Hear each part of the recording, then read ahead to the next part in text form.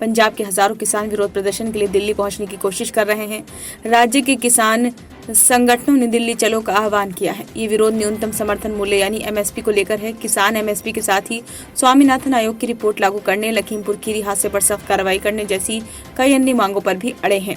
इससे पहले सोमवार देर रात केंद्र सरकार के मंत्री और किसान संगठनों के बीच एक बैठक हुई, जिसमें एमएसपी समेत कई मुद्दों पर बात हुई। हालांकि फसलों के न्यूनतम समर्थन मूल्य की गारंटी पर बात अटक गई। एमएसपी वह निश्चित मूल्य है जिस पर केंद्र और राज्य सरकारें उनकी एजेंसियों किसानों को खाद्यान्न खरीदती हैं। ये खरीदी केंद्रीय पूल के तहत की जाती है, जिसका उपयोग सार्वजनिक वितरण प्रणाली यानी कि पीडीएस और अन्य कल्याणकारी योजनाओं के तहत खाद्यान्न मुहैया कराने के लिए किया जाता है। इसके अलावा खाद्यान्न को बफर स्टॉक के रूप में आरक्षित भी रखा जाता है। हालांकि पिछले कुछ वर्षों में किसानों को सभी प्रकार की फसलों पर एमएसपी की गारंटी देने की मांग की जाती रही है। केंद्र सरकार कृषि लागत और मूल्य आयोग की सिफारिशों के आधार पर हर खरीफ रबी सीजन से पहले 24 फसलों के लिए एमएसपी अधिसूचित करती है। इन फसलों में अनाज, मोटे अनाज और दालें जैसे खाद्यान्न शामिल हैं। हालांकि सरकारी खरीद काफी हद तक कुछ खाद्यान्नों जैसे धान, गेहूं और कुछ हद तक दालों तक ही सीमित है। इनमें सबसे ज्यादा खरीद चावल और गेहूं की होती है। 14 खरीफ फसलों के लिए एमएसपी होती है। ये फसलें हैं धान, ज्वार, बाजरा, रागी, मक्का, अरहर, मूंग, उड़द, मूंगफली, सूरजमुखी के बीज, सोयाबीन, तिल, नाइजर सीड यानी कि राम तिल और कपास। वहीं 10 रबी फसलों के एमएसपी दी जाती है। ये फसलें हैं गेहूं, नौ, चना, मसूर, सरसों, कुसुम, टोरिया और अन्य फसलें, कोपरा, भूसी रहित, नारियल और जूट। खाद्यान्नों की खरीद बड़े पैमाने पर कुछ राज्यों में केंद्रित है। देश में सबसे ज्यादा गेहूं का उत्पादन करने वाली 3 राज्य मध्य प्रदेश, पंजाब और हरियाणा इसकी ज्यादातर खरीद करते हैं। वहीं चावल का उत्पादन वाले 6 बड़े राज्यों में पंजाब, तेलंगाना, आंध्र प्रदेश, छत्तीसगढ़, ओडिशा और हरियाणा की खरीद में ज्यादातर हिस्सेदारी होती है। केंद्र सरकार की खरीद नीति के अनुसार सार्वजनिक खरीद का उद्देश्य ये सुनिश्चित करना है कि किसानों को उनकी उपज के लिए लाभकारी मूल्य मिले। यदि किसानों को एमएसपी की तुलना में बेहतर कीमत मिलती है तो वे अपनी उपज खुले बाजार में भी बेच सकते हैं।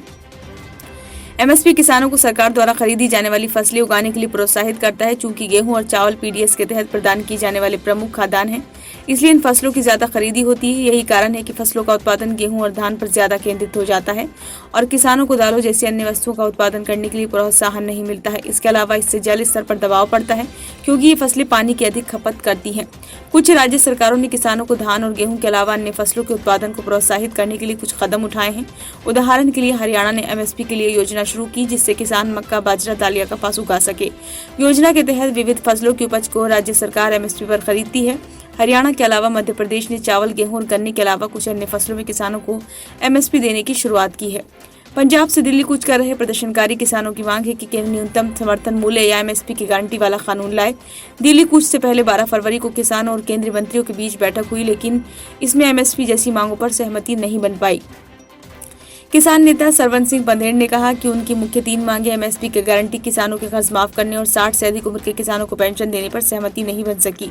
बैठक का हिस्सा रहे केंद्रीय कृषि मंत्री अर्जुन मुंडा ने कहा, परामर्श की आवश्यकता है। इसके लिए हमें राज्यों से बात करने की आवश्यकता है। हमें चर्चा करने के लिए एक मंच और समाधान ढूंढने की जरूरत है। भारत सरकार किसानों के हितों की रक्षा करने के लिए बाध्य है।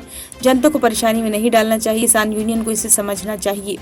इससे पहले सोमवार को जालंधर में केंद्रीय मंत्री अनुराग ठाकुर ने कहा कि पिछले 10 वर्षों में कांग्रेस की तुलना में भाजपा सरकार ने किसानों के हित में कई अहम फैसले किए हैं। हमारी सरकार में किसानों की बात सुनी जाती है, मगर कांग्रेस के समय में ऐसा नहीं होता था। अनुराग ठाकुर ने कहा कि किसानों को एमएसपी के नाम पर विरोधी दल भड़का रहे हैं। स्वामीनाथन रिपोर्ट को लेकर भी हमारी सरकार ने कई कदम उठाए।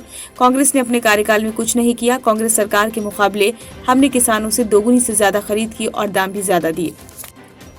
ब्यूरो रिपोर्ट, नई दिल्ली।